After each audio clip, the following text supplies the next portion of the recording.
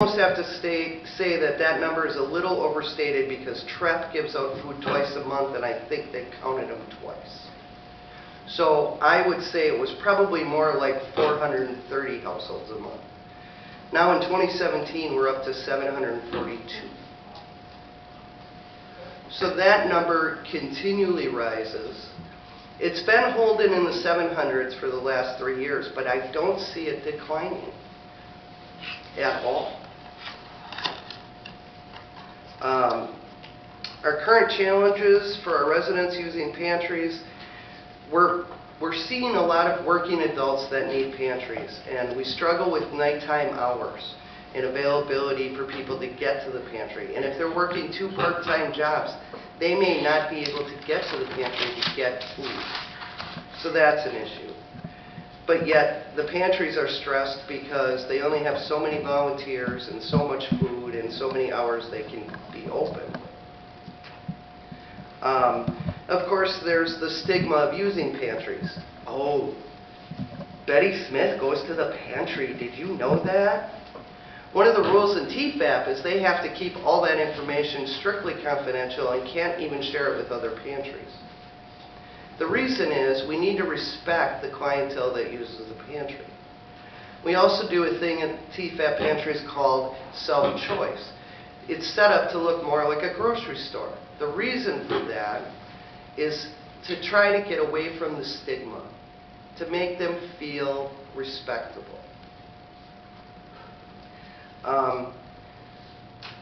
We have problems, of course, there's problems with people, homebound people, and transportation. And let's say they take the bus and they get 2 bags full of groceries and from the pantry, and how do they get it home? Well, I'm not going to bother to go to the pantry. So those are some of the challenges that the pantries struggle with every single day. They do the best they can, but they can't meet all the challenges. The decline in volunteers, the limited resources, the more utilage of the pantries, you know, it's tough stuff. So there is a need in Manitowoc County. Thank you. You brought a real human element to the people you serve and some of the issues they have to deal with in terms of especially transportation and being in the rural counties. All right, Woody, it's your show. Pretty excited. Woody just Can you hear me all right? Peter's Pantry. He just loves to be there. Thank you. Well, I was brought into the Peter's Pantry in the latter part of October of last year, so this being January, I've been there for approximately 2.5 months. But I'm not a newbie at it. I've been with Peter's Pantry prior. I started back in 2010 with Peter's Pantry, and I missed the last 2 years. They had gone through a couple directors previously, and I'm back there now, so I'm catching up on some of the things that had transpired since I've been there the last time and now. So some of the items that you may question, I might not have answers, but I've got a good idea on some of them. If we're going to go back to the startup of the pantry started well, it was in 1988 when some of the local individuals here in Manitowoc felt the need for a pantry and went to Green Bay and watched Paul's Pantry and how it operated, and they came back here with the feeling they could do a pantry here in Manitowoc, and by gosh, they did. And it started in the basement of individuals' homes, bringing it to a central location and opening to the public as best they could at that time, going around to grocery stores that were throwing food, actual food, away because it reached its maximum time on a shelf. And they were throwing them in dumpsters, and some of these people back in 1988 jumped in those dumpsters and got some lettuce out and brought it back, cleaned the top foliage off of it, and it was fine, perfectly fine food. And that's how the Peter's Pantry began. And they were dumpster jumpers at that time to get the food, and finally some of the grocers decided to try it out with us, with Peter's Pantry. And one of them, one of the original people was Ray Albert. Some of you may know from C. Ray Meat or Savior Pay. He had, I think, I forget the food store chain that he was with, his ABC supermarket or something at that time. But, and then Patsy Wayne was very initial and instrumental in getting the pantry started there. So that's how the pantry progressed, and they've got the facility. They're located now on 21st and Marshall Street, 21st and Western Avenue, where they purchased that building, and they incorporated themselves, and they bought that at a very reasonable price. It used to be Northern Food Produce, I believe, and that's where they would store food temporarily, short-term temporarily, and distribute to local grocery stores, the mom and dad grocery shops in town, the corner grocers. And they would go up to Door County and fill the grocery stores up there. And of course, with time, there was no need for the small grocer anymore. The big box stores came in, and so the building was prime for us, for Peter's Pantry. It has 2 large walk-in freezers and also 2 large walk-in coolers, and a lot of storage space for canned goods, dry goods, and things of that nature. So they utilize the building, and it's working out very well for Peter's Pantry's purposes there. Yvonne, I've got to say, I know you're not one checking up on us and everything, so I don't have to get my bookwork ready for you right away. That's right. That's right. Those figures that Yvonne gave you does not include the pantry's figures, and the pantry is a relatively good-sized pantry, and we did partner up when I was with them. We partnered up back in 2011 with Feeding America, and that was a big jump for Peter's Pantry to make, because they felt the need to stay independent, as many pantries today feel the need to stay independent, out of government control and out of large one type of, like Feeding America being a dominant figure and only distributing. What Feeding America does is sells food to smaller pantries, which is a plus in a sense, because smaller pantries can't handle any large quantity of food. So they can only get it on a weekly basis as they need it, so they can provide for their smaller participants or clients that come to their areas. So Feeding America can give them meat, for example, at, they might charge 78 cents a pound, or they might charge 50 cents a pound, depending on their supply and demand there. So there's a real plus for Feeding America. We were fortunate enough to get partner in with them, because what we did with Feeding America, we will give them the numbers and we get the food. And that's a real good trade-off.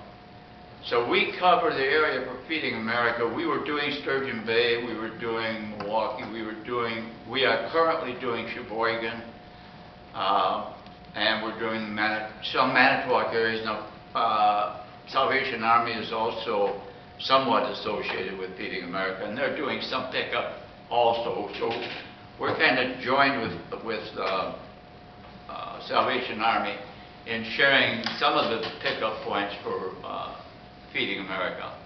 Otherwise, Peter's Pantry is entirely a pantry on its own. We take no money from anyone. We don't ask United Way to provide any funds. So far, we're able to sustain and maintain our costs, but it's a lot through the generosity of the public and individual contributions that keep us surviving. The only thing that they use as what they call a fundraiser is the inserts with the Manitowoc Public Utilities for an envelope in there to make a donation to the Peters Pantry to help us along. And we're finding with times changing that's changing also, because a lot of people are paying online and everything. So now the envelope idea might start to diminish a little bit by people being more computer savvy and being able to pay bills on the computer. So the enclosure envelopes are a declined way of us getting our source of income.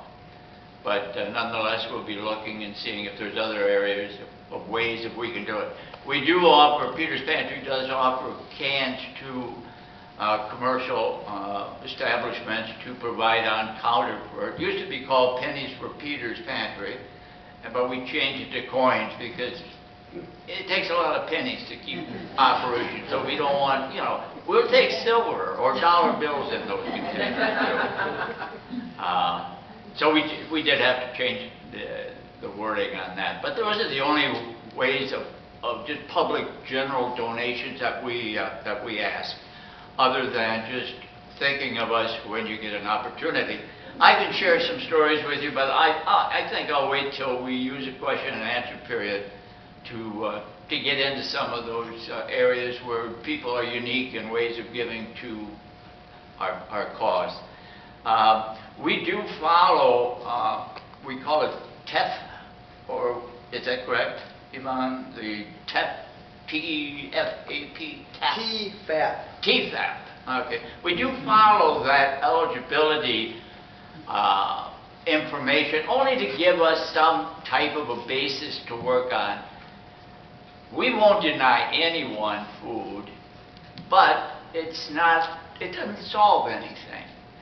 So what I've done now, after I've come back to the pantry, I've reformulated a registration form so that they fill out. Basically what I ask people is their name and their address, and if their address is different on their ID, a photo ID of themselves, all I ask is that they bring a bill that's going to them at that address, just to show me they in fact do live at that particular area, which could lead to other questions. And if I get off the line, I find it hard to get back online again, but there's people out there that don't have an address, and they probably can't fill that registration form. Well, they sit down with me and I talk to them, and we find out, I make sure they get food that day, but I want to try to guide them to the right location where they can really get an idea, where they can get their feet on the ground and start being somewhat productive if they can.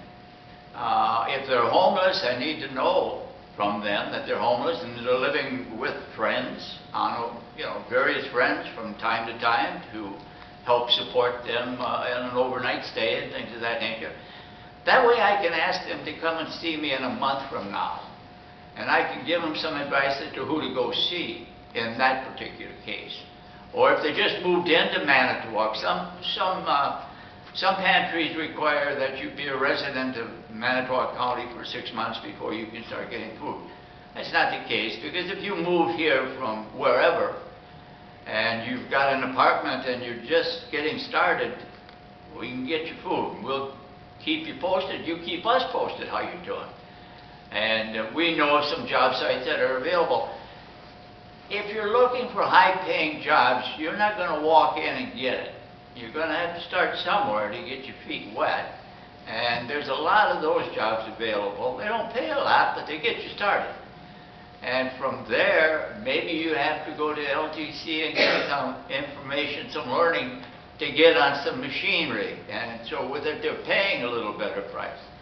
And it takes a little time to do that. So I can lead them in directions to who to see for example, LTC or something like that. And still yet provide them food. But I want to stay in contact with them. Then again, there's those that are on Social Security, fixed income. And they'll come in. That's almost a rubber stamp as far as I'm concerned. There's no need to see me again. I mean, they're in for the year. So generally speaking, the majority of our clients don't need to see me, but there are those that need to come back and give me some idea how they're doing, and we'll continue to provide them food. That's not the case. We're not trying to eliminate those people that are in need of food. Other people might ask, well, yeah, okay, for example, an individual living alone, she was giving you, Yvonne was giving you like an analysis of getting $10 an hour, $11 an hour. For example, if you made over $1,800, now this is gross income. If you make over $1,800 a month, you can still get assistance. That's true. You can. And a lot of people don't realize that. If you throw out a monthly income to them and they say, oh, really? I could make that much and still get... Absolutely. We follow the same format that they do, that they provide us, that the government provides us. But we're not under any regulation that we have to tell them, no, they can't get it because they're just over a hair or something like that. We run into times that people are laid off of work, or that someone in the family is sick and they're seeking some help and assistance on that, and they need a little bit to get by with. And that's fine, and we'll take care of that. And I'll ask them to see me in 2 months from now, see how they're doing on it. So that's what I'm trying to do now, is to try to measure it a little bit with them, to try to help them get the right type of help that we can get them, so we can get them back on their feet, so they don't have to come to see us anymore. But we're always there for them in case they run into a quick fix, if you don't mind me using that term, in regards to helping them out. Our pantry alone, we do on an average of approximately 200 families a week. People can come to the pantry once a week.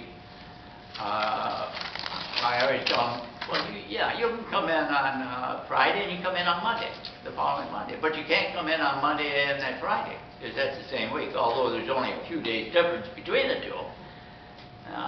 But it's some way of regulating it as best we can. So it's by the week. You can come in once a week and get food, and they can pick and choose what they want. They don't have to take something if they don't use it. If they like something, we give it. Some of our items are unlimited. Those things would probably be in the bread line and the sweets, things of that nature. Right now, I think candy. That's not real nutritious, but I tell you, I get snack attacks every once in a while. It helps.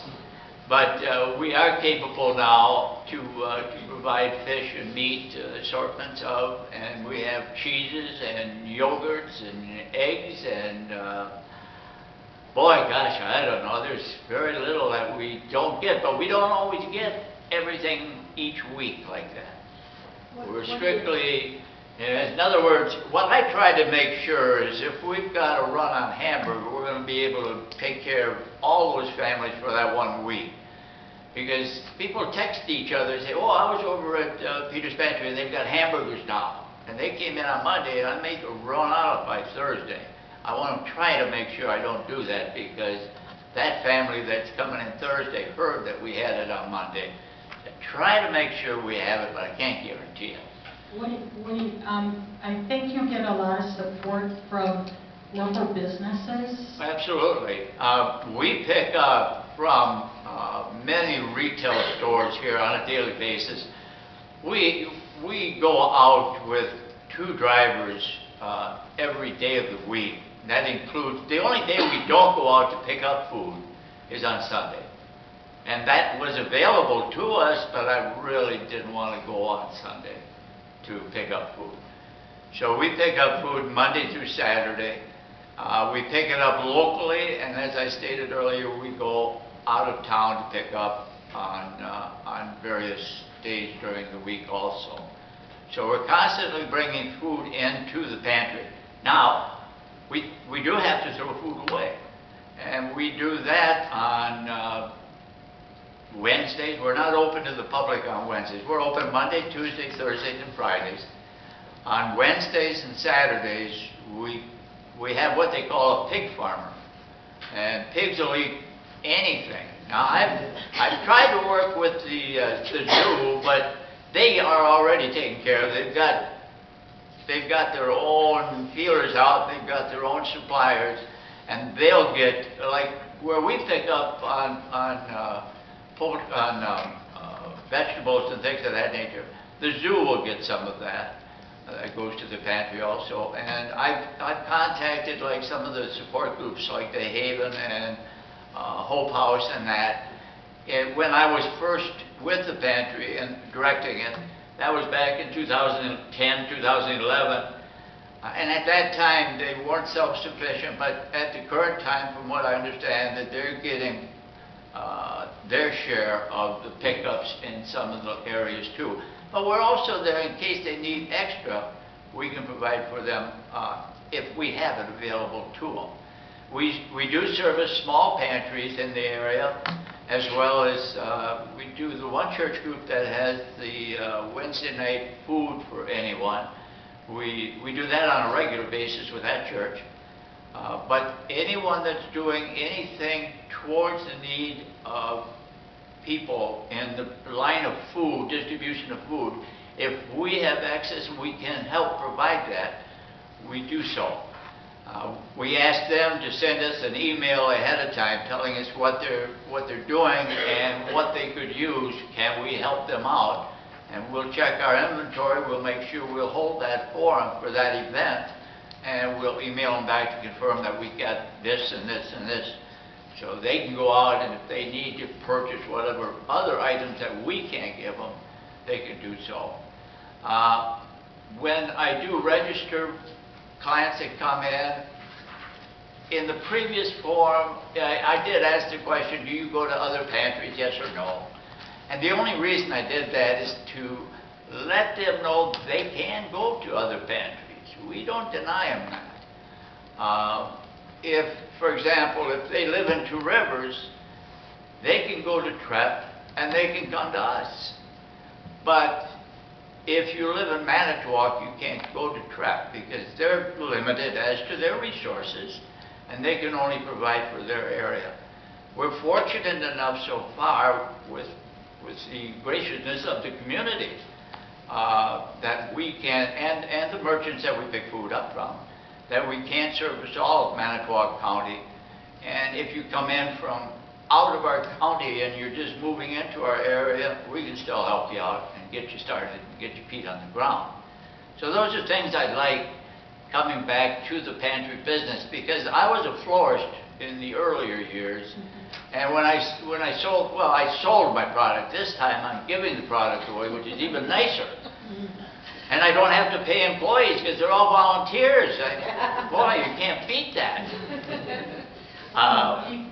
Maybe we need to get to questions at this point. But I wondered if there was anybody here from the Salvation Army food pantry? Okay, did you want to add anything to what was said about what you do at your pantry, or the kinds of people you service? I know it's more than just food. Oh gosh, yeah. The Army never turns anybody away. There's times when the pantry is not open that they come to our building, and even at that time we provide emergency bags and food for them. The numbers for us are constantly going up, as Simon said, and we are constantly in search of food. So we do go to Feeding America, but we're also looking always out, and not very often do we turn anybody down. We make arrangements to try and get there for whatever or whenever those arrangements are being made. Whether it's been a truck that's dumped water all over the highway, we go and try and salvage whatever we can do. So we're doing the best we can, but it's a scary situation because the city of Manitowoc is really hurting. And our funds have not, we've had tremendous support from the community, but we also, our kettle drive did not do what we had hoped it would do. We do think that a lot of that is because of the fire. If somebody is a one-time giver to the Army, and during the fire they realized that we were in need of money, they gave us that money at that time. So at the time of the fire during the summer, we went through about $60,000 on that fire, and that's about what we are short now. It's about $70,000 as it turns out. So We are looking for volunteers all the time, and just like everybody else is. But it is around the whole city that all of the non-for-profits are hurting as far as volunteers are concerned and finances. So the longer we stick together and work together and help each other out, the better off our city's going to be. Thanks for listening. Thank you very much. Kim needs to bring something up that she just thought about. I just have another little program that we don't have as well publicized as I wish we did, and it is for our seniors who are 60 or older. They do need to meet that eligibility, federal income eligibility though, and it's called the Farmers Market Vouchers. If they meet that eligibility, they can come into our office, apply for it, and they can receive $25 vouchers to go to our farmers markets for the summer. And I think this is an awesome way to get some healthy food to our seniors. And they can only purchase fruits that are sold here in Wisconsin. Peaches is the only thing we cannot buy with that because they're only grown in Michigan. So even though it's right next door, sorry. But peaches, and then all fruits or all the other vegetables. And this is just a program that we really are trying to get out there and get our seniors to know that that is available to them, and I think it's just a great win-win. Our farmers are winning at our farmers markets. They're getting some fresh stuff into their their diet. I think some of the difficulties is our homebound who cannot get out. For some of our seniors, it's transportation issues, trying to get to those farmers markets and back, get those goodies that they do buy. But I just think it's an awesome program. We haven't promoted it as much as I wish. We're very lucky this county does get that program through the state of Wisconsin. Not every county does. Not everyone around us does, but Manitowoc County does. So we're hoping to really give it a push this year and get our low-income seniors involved in the program. So. It's really too bad that Amber couldn't be here tonight because she manages the farmers market here in Manitowoc, and she is a food share recipient, and she was going to talk about some of the difficulties in working with the government in getting qualified and getting help.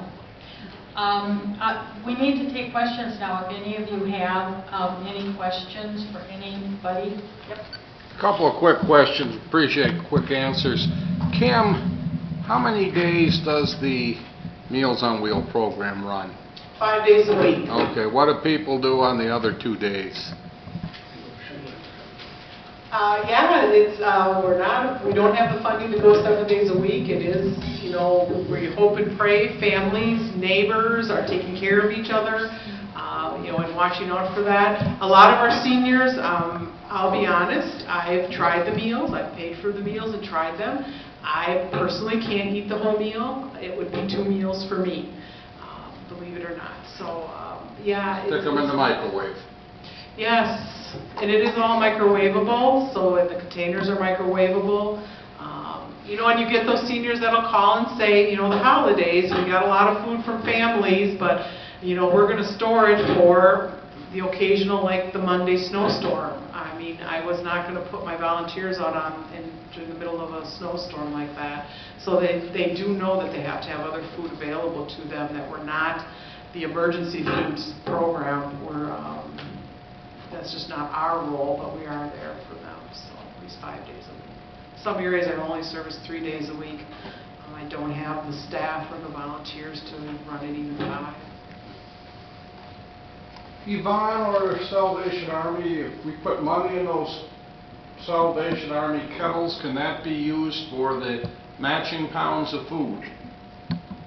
We do buy food with that money.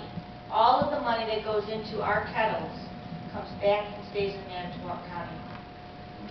So we are purchasing food. But we can't keep up with it, guys. We cannot keep our pantry stocked. How much of a difference do the different food drives make? I know the Postal Service puts those really flimsy bags on the door, which is pathetic because 1 box of cake mix or a couple of cans comes right through. The Boy Scouts used to do food drives. I know right now the police are doing stock the shelves. So does that make really a difference? Huge difference to us. Who are you directing that? Anybody who wants to answer me? Well, I missed a lot of the question because I couldn't hear you quick. I But said- you're talking about the Food stock the drives. shelves through the... Food drives. Huh? Food Food drive. drives. Food drives. Does that make a difference? I Oh, mean, absolutely. When you drive by our house, our porch I'm is full of sure stuff. Salvation but- Army feels the same way. Absolutely. huge. It makes a It's huge. difference. The only thing I want to add is, one of my pantries has a thing called Wall of Shame. I love it, okay? And what it is whenever you do these food drives and you clean out Aunt Betty's cupboard, Yeah. okay, and you put in a half-eaten jar of peanut butter and a 100-year-old can of salmon, And that's true. and that's true, Absolutely. that is not helpful, okay? We're starting TFAP is starting an initiative for, a My Plate initiative for healthy foods, and one of it is going to be distributing sheets to pantries so that they can put it out for donations of types of healthy foods. So the food drives are incredibly helpful, but don't put the 100-year-old salmon in the, you know, actually, if you go to the store and something you know is a really good, you know, a brand new jar of peanut butter, by the way, not a half-eaten one. You know, peanut butter is a wonderful thing, and you go to the store and they're on sale 2 for the price of 1, buy 2. Donate 1. A lot of food pantries, I don't know if you do, Salvation Army, but a lot of food pantries have boxes at stores where you can put food in there as well as food drives. I do it all the time. But yeah, food drives are hugely important. And it's true. They do clean the cupboards out. They do. But it's not a big percentage. I mean, we can go through it and separate it and still really come out Yeah, but you want very beneficial with it. Oh yeah, but Right. give Get from the that. heart. Give good food. The other thing that's coming up now during Lent is the citywide drive to purchase, to donate things that you can't buy with food stamps. Toilet paper, Kleenex, toothbrushes, toothpaste, none of that is purchasable with food share. So even, you know, it's amazing. Dish teachers, none of this stuff is on the food share list. So that starts during Lent and what is that called? Help for the homeless. Yes, Help for the Homeless. So that's starting pretty soon. And usually you take things to either a store or a church. There's boxes throughout the city. And in my section on food, I have a whole paragraph on how much is donated. It's staggering during that little short time. Another question? Yes. I had an elderly aunt who was in Pittsburgh and getting Meals on Wheels, and we visited and we discovered that there was a giant pile, so my question is for Meals on Wheels. There was a giant pile of uneaten, unused Meals on Wheels meals in her sink, rotting away, and I wondered, you know, I know that a volunteer can't take the time and sit down and, you know, eat with them, but how does Meals on Wheels kind of handle maybe someone with dementia or someone who's not totally capable, or making sure that they're really using the Meals on Wheels, or, you know, how does that work if it's not just handing somebody a meal and then walking away, is it? It's not, and really the program I teach, I've just trained all my driver volunteers. It's the first time they've ever been trained. And I really wanted to drive home that their first mission when they enter that home is to check on that person. Do you see, we call them red flags. Do you see any change in them physically? Do you see any change in them mentally? Do you listen to what they say? We had one just not too long ago, a lady say, you know, I wonder what happened to my meds because my whole thing is empty. I wonder if I took them today. She took the whole day's worth at one time. That driver got on the phone to me. We called 911 and we got an ambulance in there because she would have otherwise overdosed, I'm sure, if he would not have listened to what she said. I teach my drivers to look around If they see that kind of thing, they need to call me and report that, either to my meal site manager or call me directly. I will then, I'm not opposed, I have emergency contacts for every one of our folks. I will call that emergency contact. If I feel that we need more assistance, I may call the police to go in and do a wellness check.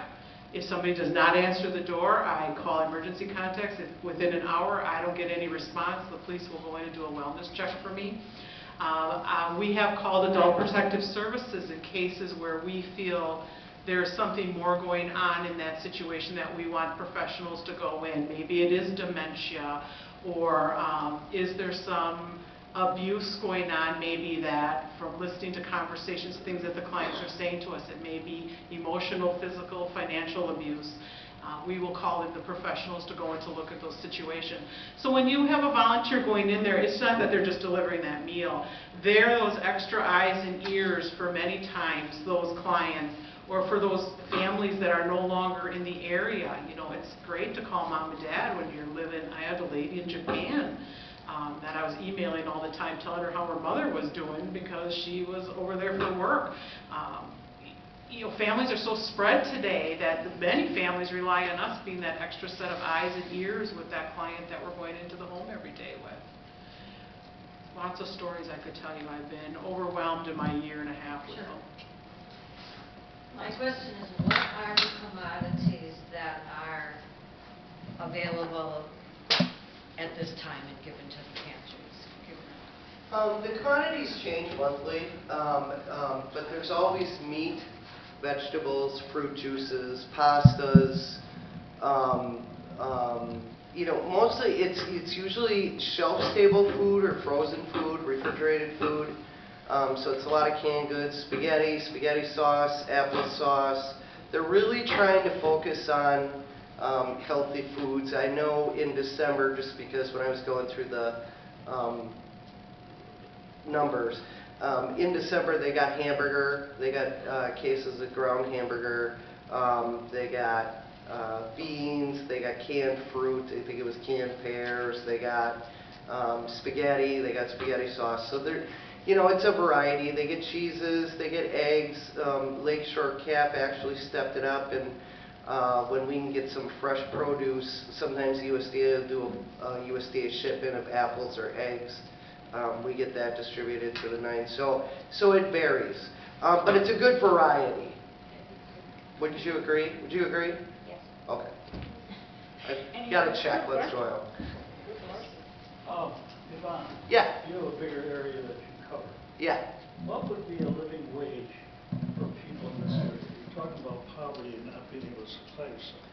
What do you think a person should be making an hour, for instance? Honestly, and of course it depends on your family size and if other member of your family are working, and it, you know, if you're got 9 kids, this isn't going to fly. But you know, a standard ager, what we talk about when, you know, at Lakeshore Cap, when we're talking about independence and raising people out of poverty, we talk about that they need to start a job at $14 or $15 an hour to make a living wage. And it's still probably going to be a struggle, and we have to teach them, you know, budgeting and those kinds of things. But at $14 or $15 an hour, you know, maybe they won't have to see the pantry. Well, and let's remind people that that is full-time employment. Full-time employment. Yeah, you know, besides hopefully even in one job, that would be. Right. You know, some of the, you know, that is the problem. We have experienced a lot of people working part-time jobs, maybe a couple of part-time jobs at lower wages, or are underemployed and only can get 30 hours or 25 hours. So, you know, the unemployment rate is a wonderful thing, and they use it based on how many commodities we get and how much help we get and all that stuff. But it doesn't tell the true tale. You know, if you're working 30 hours a week at $8 an hour, you're not going to get unemployment. But you're not going to be able to buy food either. So even though the unemployment rate is low, doesn't mean you're able to make ends meet. So. Yes. I have 3 related questions with regard to food insecurity and poverty in rural areas. And on the Older Americans Act, you have 69% live in rural communities.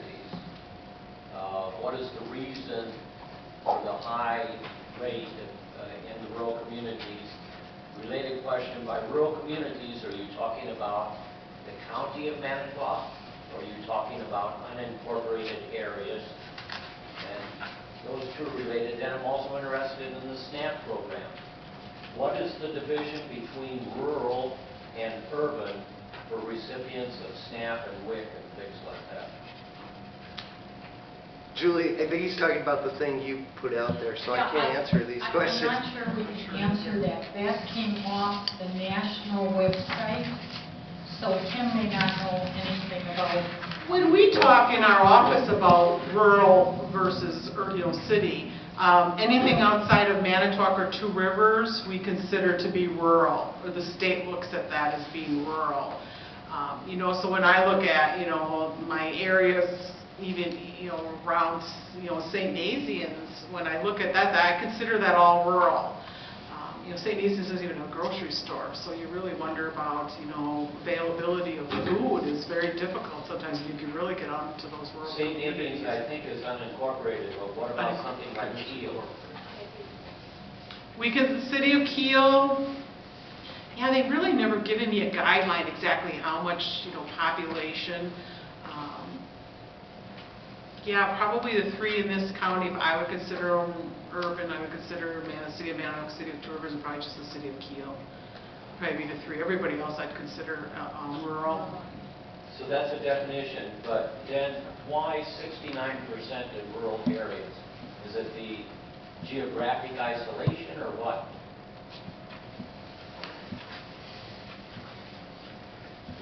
Welcome to living in Wisconsin. Yeah, we're really, Manitowoc, when you think about it, is a very rural county. When I look at, even going down the road to Sheboygan County, you have much bigger cities that you're drawing from. Sheboygan's a very big city. Plymouth's got a big community. But yeah, I think Manitowoc's rural. And when you're talking about rural, if you don't have any transportation, you have less opportunity. You have less opportunity to work. You get less information about filing for food share. You may not have internet or access to be able to do that. So the more rural you are, unfortunately, that provides a bigger boundary to all kinds. It's a barrier to all kinds of services and certainly food. Pantries, just by design, tend to go to areas where they can attract the most people. And when you're out in the rural areas, unless it's a church basement pantry, I don't know how you do it. So even my Maribel pantry distributes food one day a week, or one day a month, out of a church basement. Because At this point, I think I'd like to thank our guests for coming. I thank all of you for coming, and you can look for our study coming out. You can also look forward to another little project the League has called a Candidates Forum. And we tend to do these things all the time. And later in our program for the League, and I think it's in April, we're going to be talking about school vouchers. And we're having both superintendents, I think, of Manitowoc and Two Rivers coming to join us to talk about school vouchers. So here's Connie, our Candidates Forum lady. That was no lady. Hi, I'm Connie Hendries, and you may have seen me at Candidates Forums over the. You may have seen me at Candidates Forums over the years. I don't think it's still working. Oh, you really have to get the right answer. Real Okay.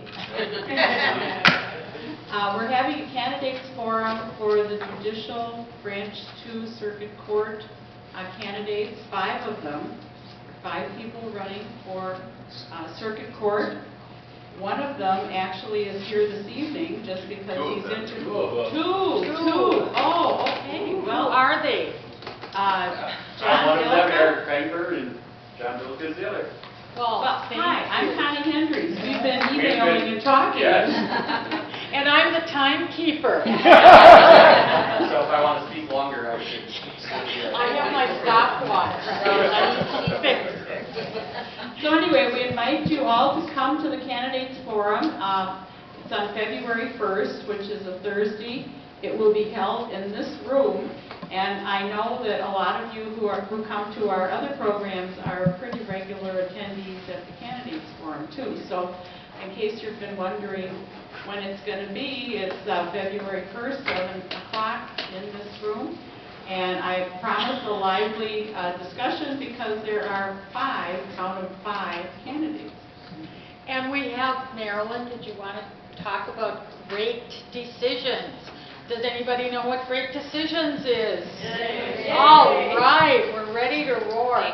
These are hot off the press. I had to get them from the library today, which was closed, but they let me in the door of the dumpster to fit these on. So you're the first group to get these. All right. These are for 8 Mondays, the 8 Mondays in February and March, 6 to 8 o'clock at night. These are stimulating, wonderful programs, and I hope you'll come. And since we talked about food tonight, there's a lot of food in the room, so enjoy. Thank you for coffee. Probably. What is coffee? Okay, coffee. Thank you for coming. Enjoy the coffee.